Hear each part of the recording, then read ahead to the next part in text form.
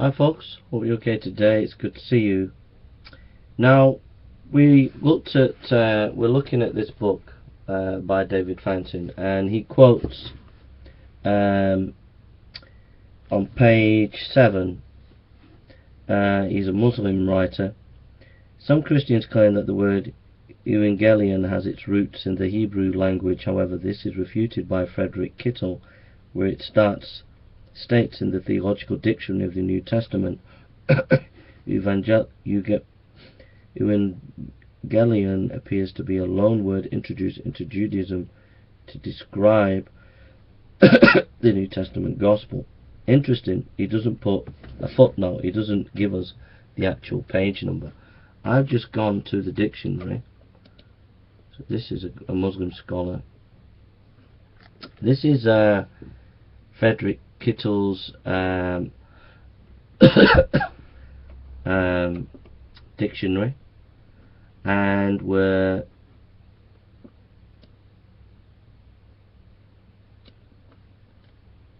sorry about this.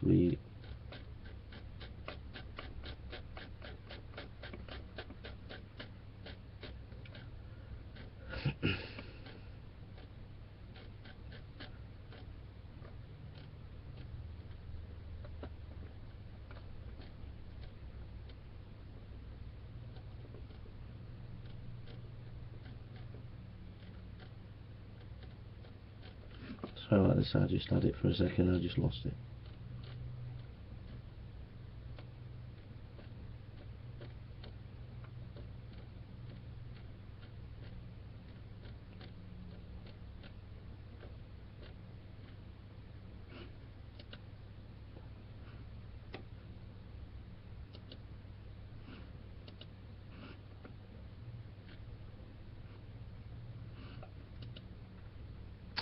Sorry about this. Okay, yeah, we've got it here.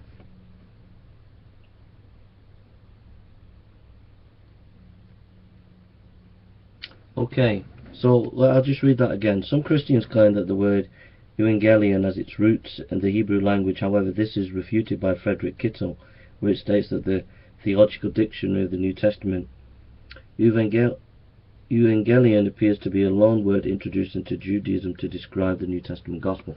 This is what the Muslim scholar has said, okay? So I'm on page 269 of Frederick Kittle's dictionary, okay? And this is what I read. Evangelion outside the New Testament. Basora in the Old Testament. The noun, much less common than the verb, occurs only 6 times in the Old Testament and means good news. 2 Samuel 18:20, 25, 27, 2 Kings 7:9, and the reward for good news, 2 Samuel 4:10, 18:22. The spoken word is equated with its contents. Bad news brings sorrow and good news joy. The bearer of bad news is thus guilty and may be punished for it, 2 Samuel 1:15-16, while the bearer of good news is rewarded. The use in the Old Testament is purely secular, okay? But there was an Old Testament use of the word, which he said there was no Old Testament use. And this is page 269 of his dictionary. Evangelion among the Greeks, this word is an adjective as well as a noun and means what is proper to an evangelos, either good news or the reward for it. The term becomes a technical one for news of victory. A whole ritual surrounds the coming of the messenger who bears this news. Decking his spear with laurels and crowning his head, sacrifices are also offered when the news comes. The temples are garnered, and Injeel is held, and the offerings are crowned. Good fortune is contained in the words, hence the reward for the messenger. The first messenger receives a higher reward. A dilatory message may be punished. Yet since lying reports circulate, rewards are given only after verification. And Evangelion can also be an oracular saying. Thanksgiving are offered for such an Evangelion. Though when the Ephesians do not believe an oracle of Apollonius, he orders them to postpone the sacrifice until what he has said comes to pass. Evangelion is particularly important in the emperor cult. The emperor is a divine ruler who controls nature, dispenses healing, serves as a protective god, and brings good fortune. His birth being accompanied by cosmic signs, imperial messages then are joyous ones, since what he says is a divine act implying good and salvation. The first evangelion is news of his birth, then his coming of age, then his ascension. Offerings and yearly festival celebrates the new and more hopeful era that dawns with him. His ascension to the throne is a gospel for his subjects. The imperial evangelion is like that of the New Testament as a Near Eastern source, but to the many imperial messages, the New Testament opposes the one gospel, and to the many accessions, the one proclamation of God's kingdom. Again, the New Testament may use familiar language, but it associates it with the scandal of the cross. So if you turn to 1 Corinthians 1:17, 1 Corinthians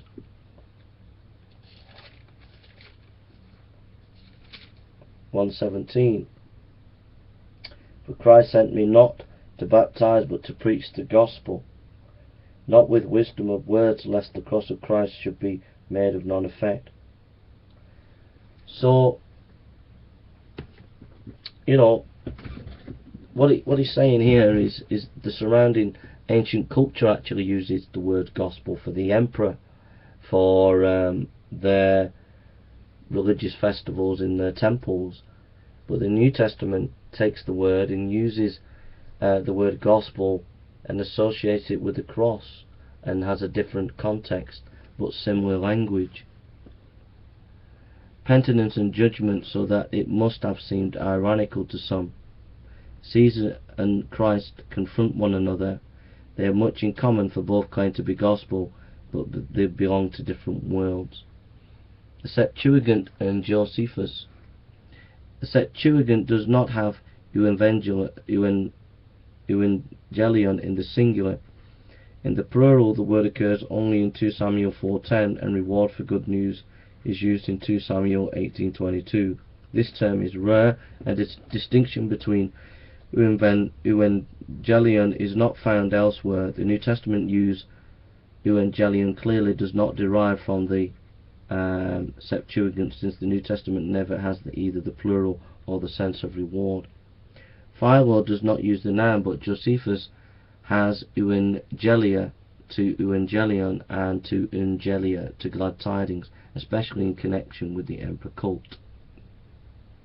Rabbinic Judaism. This does not help much regarding the noun.